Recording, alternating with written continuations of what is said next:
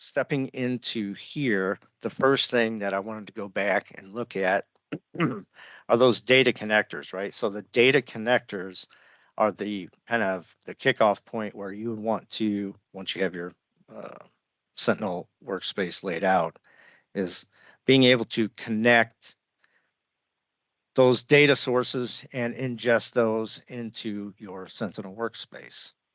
And you can see here out of the box, there's over 130 different connectors, and you can see that I have 17 connected.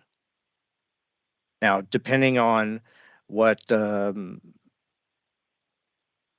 situations or technology that you have deployed throughout your organization, there's probably going to be different connectors. You can see there's Aruba, tons of Microsoft, Barracuda, Cisco Meraki. Let's see if there's anything else. Exabeam, Big IP, right? So you just have to really start to look through here. Some Juniper.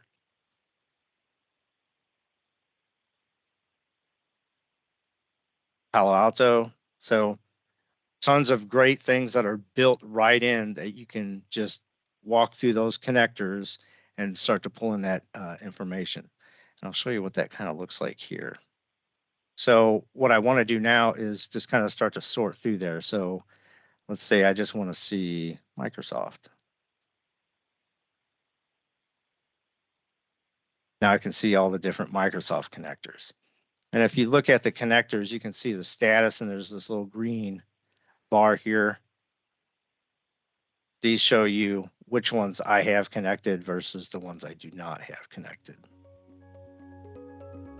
Or if I want to filter that down further, I can just show all the Microsoft ones that I have connected.